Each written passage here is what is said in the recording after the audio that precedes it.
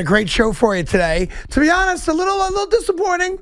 Little disappointing that for the last week and a half, we all kind of lived our lives under the cloud of Giannis is getting traded, where he's going.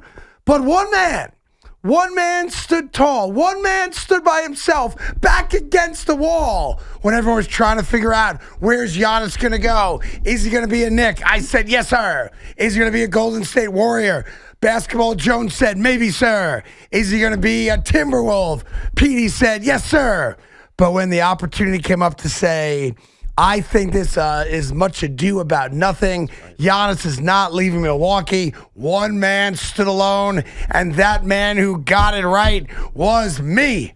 I'm sorry, was Big Mac. Oh, it was Basketball Mac. Good afternoon, right. Big Mac. How are you today, What's kid? Up? Congratulations, you got it right. Thank you. It is boring, though. I mean, it felt like maybe at that moment when I said it, it wasn't so obvious, but it felt like the last couple of days, it was trending in this direction where Giannis was not going to get moved.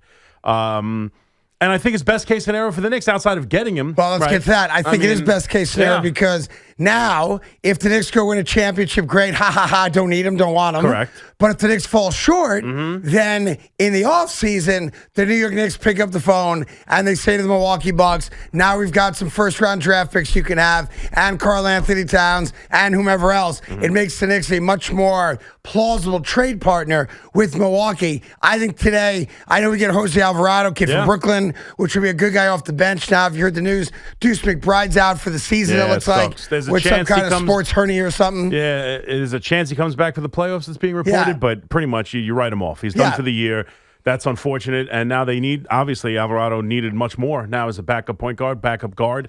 Can play defense. I think it's a good move. It's a good, solid move. Last night, the New York Knicks, great game against Denver, double overtime. What a great game. Great game to watch, like from an entertainment standpoint. Absolutely. Great game. Mitch Robinson, of course, late with the steal and the rebounds and all the stuff he did in like 20-some-odd minutes. But we had a bloody cat. We had a great Mitch Robinson performance. Jalen Brunson making big shots. A terrible night for Bridges, an awful foul at the end of the first overtime. That should have ended the game right there. It was up, it was down. Yeah, Jokic 1 for 13 from behind the line, but he kept chucking them up. It was amazing. I thought it was one of the more entertaining games we've seen in a while. The Garden was rocking. They played really well against the Nuggets for some reason in the last couple of years. So I thought that was a great game. In one of those games, 8 wins in a row, and you're really starting to get that vibe. Giannis isn't coming. They've made the small moves. The trade deadline's in an hour. You know what the team is going to be.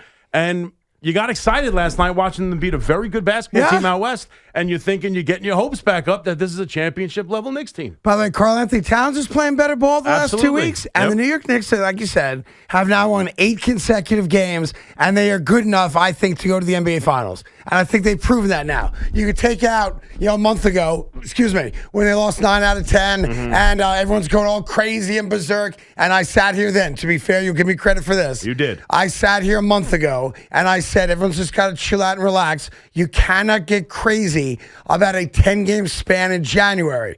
It's an 82-game season. We are going to go through some stretches where they don't play great basketball. Maybe they're disinterested. Maybe the defense isn't there. Maybe it's a bad shooting night. Just chill out and relax. This team has championship mettle. We saw that with the Emirates Cup when they beat San Antonio. And the fact that we get a guard for depth now that Deuce McBride's out, so Jose Alvarado, look, he's not great. He's not special. No. He's a local kid coming home, which is great.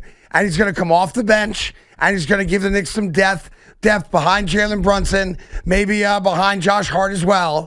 And the New York Knicks have just announced to America, we think right now today, barring something crazy in the next hour, which I don't expect, we are good enough to go to the NBA Finals and then roll the dice against the Spurs, the Thunder, or whomever, that we can win an NBA championship. So, in a weird way, not getting Giannis, I think, is a good sign. And I think the New York Knicks, over the last 8 games, and I think they were challenged. I think Leon Rose and Mike Brown went into that locker room, and they said to the 12 or 15 guys in that locker room, here's the deal. If you want to wake up on February 6th as a New York Knick, you got 2 weeks to make that happen. You got 2 weeks. You've got a lot of games against playoff basketball teams, a lot of games against really good players, a couple games against teams like the Nets that are easy dubs for us. But if you want to wake up a New York Knickerbocker and win a championship in New York, you've got 2 weeks to prove to us that you can figure this the hell out and play Knick basketball. I give Mike Brown credit. I give Leon Rose credit. I give James Dolan credit. And I'm going to say something that's never been said before on this radio station. I'm giving Karl-Anthony Towns credit. Karl-Anthony Towns was this close to being playing basketball somewhere else when nobody would talk about him ever again. And whatever happened in his life where he said, I'm going to cut out the dumb fouls. I'm going to cut out the nonsense of flailing on my back. I'm going to go concentrate on playing basketball. I give Karl-Anthony Towns credit. Mm-hmm. He has grown up. He has manned up. He's a professional, and he's acting like it. And the New York Knicks are going to the NBA Finals. I can't again. What? Yeah. What? Thank you, sir. No, I agree. And Karl-Anthony Towns, and what's impressive, too, is, again, last night, that's the kind of game you want to see from him. And the offense finally started to emerge.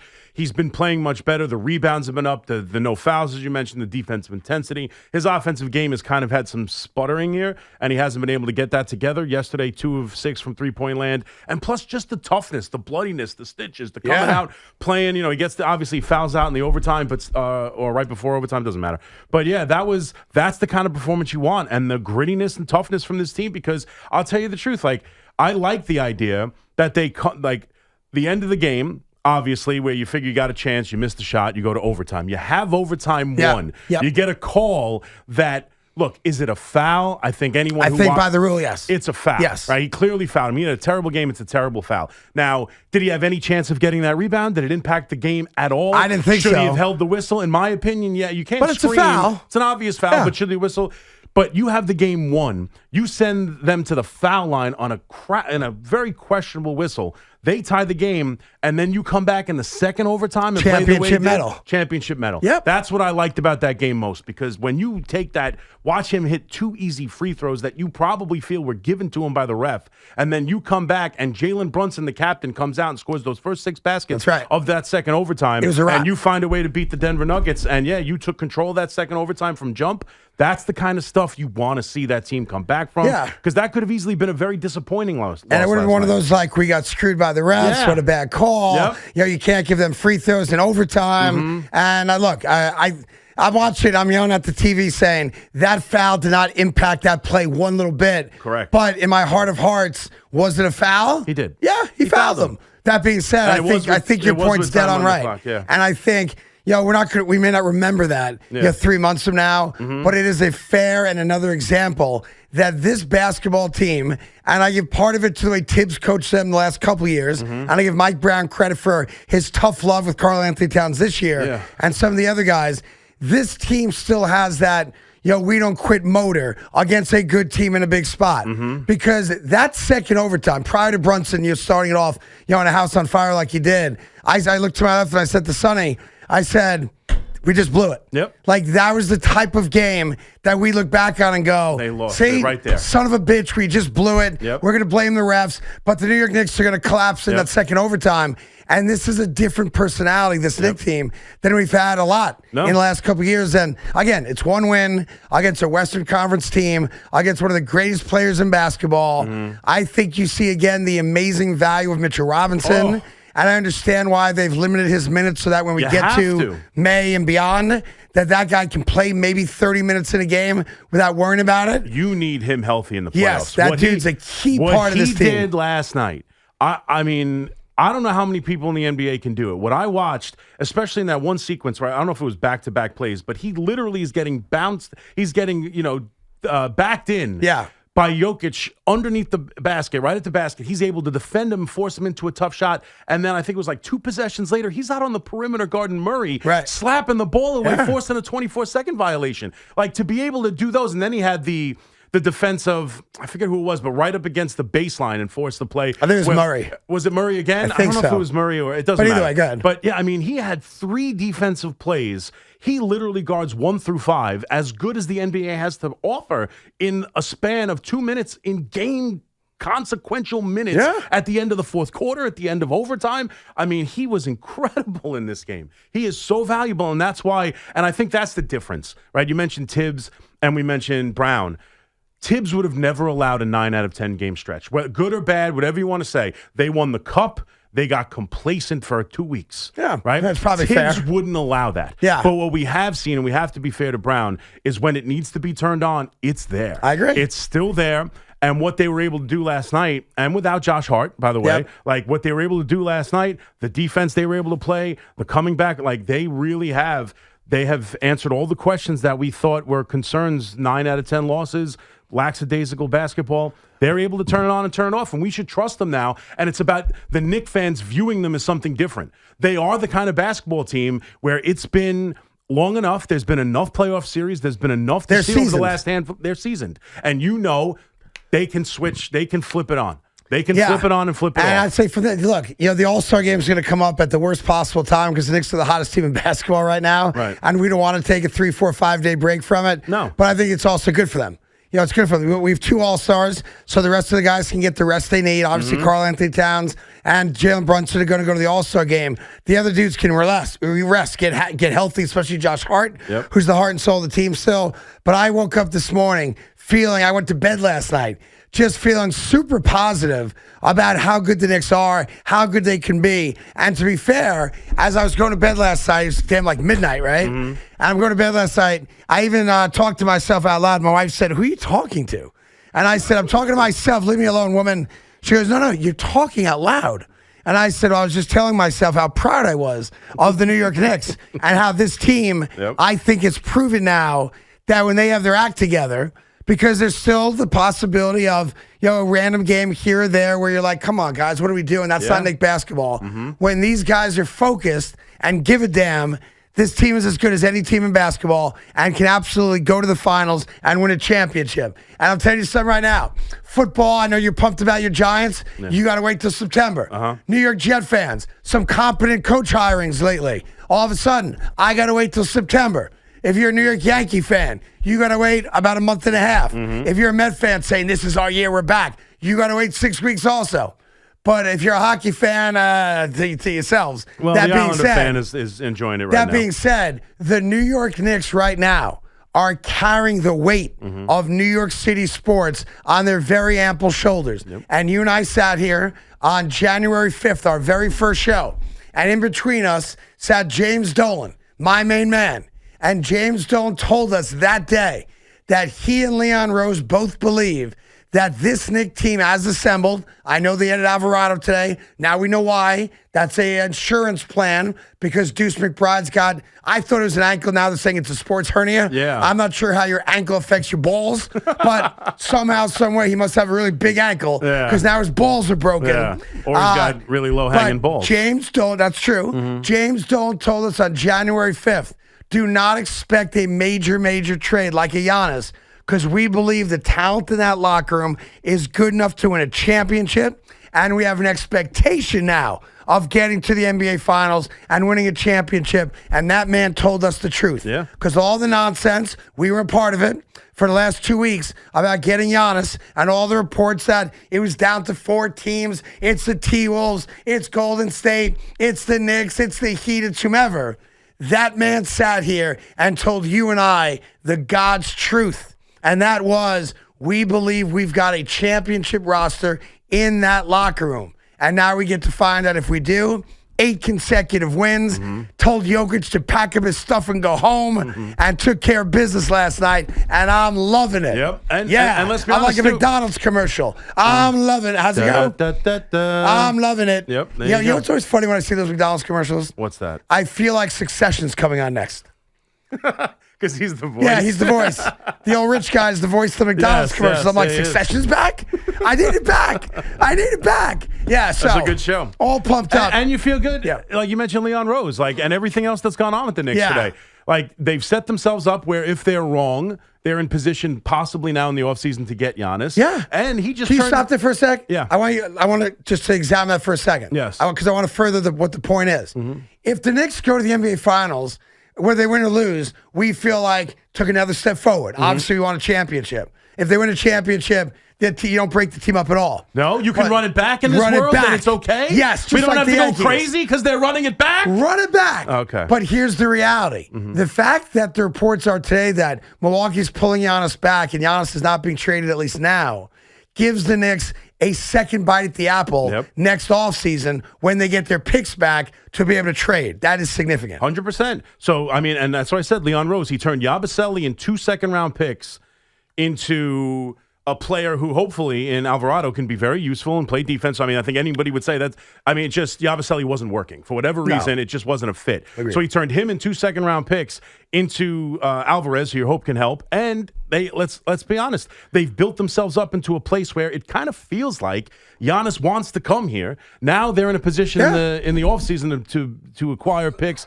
to go do that. The Knicks are in a really good place. They're chasing a championship with a team with games like last night make you believe it's possible they can do it. And if not, they're in an expert position to change the entire team with another superstar. You probably want to rephrase that. I'm assuming. Excellent. Yeah. I don't know why excellent expert. I don't know why you said expert. Yeah. And to be fair, this show is special. If you say something, people hear it. We got to hold each other accountable they're for in an it. expert position. Yeah, they're in an expert position. Yeah. You want to expand upon that? Excellent was not coming out of my mouth. That's what it was. Yes, they're in an excellent For some reason, position. they're in an excellent position to set up to change the team dramatically with a different superstar and take a crack at it in a different way. So I think, let's be honest, the Knicks are about as set up, as well-run, as competent as any franchise in this sport. We got lots to do. 888-808-1019. Obviously, Super Bowl's only a couple days away. It feels like there's been very little to no Super Bowl talk because of what you said on Monday. It's not a sexy matchup. But I found something sexy about it. All over the place. I found something sexy about it. Did you? Yeah. Have you checked the ticket prices? Not yet. Have they been falling? I'll check bet for you. They have. Yeah, maybe.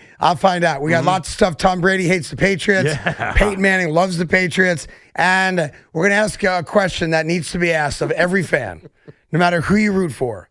The current slogan in New England as the Patriots get ready for a seventh Super Bowl championship against the Seattle Seahawks. Knock on wood, Seattle wins this Super Bowl, so we don't have to deal with the indignity of New England winning it yet again. But there's a slogan that they've popularized, and I'm wondering if you would go as far as they're going to support your football team and your quarterback. Now, I'll give you the slogan. Okay. We'll take some calls about the Knicks. I want you to let it marinate. Right. I want you to think about it for a little bit. Okay. And then later on in the show, we will do a full segment on, as a Giant fan, as a Yankee fan, as a Jet fan for me, as a fake Yankee fan, et cetera, et cetera. Right. Would we be willing to go as far as New England Patriot fans are going in their support of their second-year quarterback to win a Super Bowl? So here's the slogan. I know many of you have seen this already because they're selling a lot of shirts, but I'm going to give you the slogan, and then I want you to marinate. If the New York Giants were in the Super Bowl and your quarterback's name rhymed, well, that's that's part of it, would you adopt and support Gay for May? I want let that marinate. You want me to not answer? New England Patriot fans have now adopted that as their slogan. I've seen that. We are gay for May. Gay for May. I want you to let that marinate. And a little bit later on, we will have that discussion as to where your fandom ranks in relation to being gay for May. Where our fandom ranks? No, yours. You're going to answer I'll the ask the question. as well. All right? Okay. Dude, I was going to post with Playgirl. I think where I stand is pretty clear. Yes, I'm in. I'm all in. You tell me what it takes. The answer is yes. Yes, okay? Yes. Now, we don't know about you, though. Well, so we're going to find out later in the show. I think I would okay? open. Hold on. I would open. Marinate it. Okay. Marinate. Okay. Let it marinate. Okay. You have children at home. I do. You have a wife that might be listening. Well, she has friends that listen. I got a better chance of not listening right now. That's why I'm ready to get into it. 4 o'clock, they're home. All right, we got lots to do today. 888-808-1019. Here's Tommy in Howell, New Jersey on the Fan. Tommy, how are you? Hey, what's going on, guys? What's up, Tommy? I just had a point about Towns. I think you're right, Craig. The most important thing to me is Towns, those offensive rebounds, those tip-ins, those extra possessions, the little nitty-gritty things. That's what I think is most important for a deep run in the playoffs, against the Pistons, against that type of team. Yeah. Like Hartenstein used to be just that, guy in the offense that just got those tips, those extra possessions. It's not just the 3-point shooting and all that, but those little nitty-gritty things under the hoop, I think, are big. Agree. And look, I think you've seen in the last couple of weeks, I think it started, remember, about 2 weeks ago when he flopped on the ground and Josh Hart went over to him and said, get your ass up off the floor. I think that was a turning point for Karl-Anthony Towns in his relationship with the other guys. And the reality that when that dude is focused, look, he had 24 points last night. He had 12 rebounds last night. He had, he fouled out. I think it was the start of overtime. I think, yeah. But here's what's interesting. Karl-Anthony Towns only took 4 free throws last night. Yeah. And had a positive impact on the outcome of the game. Obviously, you want Karl-Anthony Towns taking 10 free throws a game, not 4. But you have seen a different level of play out of him since that moment where Josh Hart said, get up off your ass. Now, I'm not sure if that's the exact watershed moment or not, but I remember that moment, and I can tell you he's played pretty damn good ball. And the other thing I give Karl-Anthony Towns a lot of credit for, and it was a couple days ago, there was that game where he shot like crap, but had 22 or 3 rebounds. Yeah, he had back-to-back 20 rebound games. Yeah, to me, that's a guy that's focused and all in. Yeah. That's not a guy that's pouting or saying to himself, oh, man, I can't believe I'm not making my shot tonight, so I'm not going to play defense. I'm going to be my feelings. He shot like crap and positively impacted the game by getting rebounds on both sides of the court. That's a professional. Now, we pay him like a professional. He had to act like a professional. And over the last 2 weeks, we are getting, I think, the best out of Karl-Anthony Towns. And there's a reason the New York Knicks have won 8 straight games. There's a reason for it. And he's a big part of that reason. He's a big part of it. Landry Shamet's emergence here Shamet's been great. Has been great. You know, he's hitting threes all over the place. Still puzzled by Bridges. He had a terrible game last night. 1 for 6. He only was a big 3-pointer in the second overtime to help them pull away. But that foul, his inability to get to the free throw line, his shooting, his shot looks broken a lot. I mean, he was 49 minutes, 5 points. I mean, it's embarrassing. It's embarrassing. He had a bad game, but they overcame it. Double OT, and they won. Here's Bobby on the fan, the Carton Show. Big Mac, how are you? I'm doing good, sir. It's an honor to talk to you guys. Yeah, thank you. Like I told your producer, the best comment I can give any sports talk show is this. I'm not even interested in New York sports, but you guys make it interesting with your passion and the caller's passion. Yep. And what I want to say is that when you do, Craig and Big Mac, what you're called to do by God, everything else comes easy. And you guys do a great job. Just keep doing what you're doing. Well, I appreciate it very much. As a listener. Yes, I would say this, Bobby. Yes, sir. While you and I are the same kind of guy spiritually, Big Mac is a heathen. He is not. He's not. That's not his thing. But this is a calling from God for me. Yes. This is a calling from God for me. Okay. I can't say the same about you because I just don't know. Maybe God's got some other plans for you. Maybe he does. And it's just another little step on a long, voyage for your life. This might not be my final. What else would you do for a living if not this? Have you ever thought about that? Not really. No, this is not recently. This is it. This is it. This is the plan. 18 years later. Well, I would be Danny Zuko on a Norwegian cruise line ship. You'd be singing. Yeah. Yeah. Summer lovin' had me a blast. Oh, Sandy, baby. Yes, that's what I'd be doing. You'd be a lounge lizard. I'd be a lounge lizard. There you go. No, I don't know what I would be doing. But I'm pretty good at it. Yeah, that's what I said. So you do this until it fails? I said, yeah, exactly. I'd be like, your Aunt Millie would leave that show going, Danny Zuko, he was a little chubby, but he could sing. All right, we'll get all your phone calls. 888-808-1019. I know you Giant fans are all pumped up about the prospects of getting an offensive line coach. Not only that. Relax. You're missing the point. Relax. You're missing the point, Craig. What did I say? Yes. We would love him as the offensive line coach. He's under contract. I don't know how that would make it work necessarily. But the Rats are running from the ship. I agree with that. Nobody wants to be associated with the Eagles right now. 100% agree. This is fantastic. Yeah. The Eagles are poisoned. They're imploding. I agree. No, but why? This is one of the better offensive line coaches in the sport. He's done a great job. They're as good a team as any in the NFC. Why is everyone leaving the Eagles? I'll give you that answer later in the show. Come.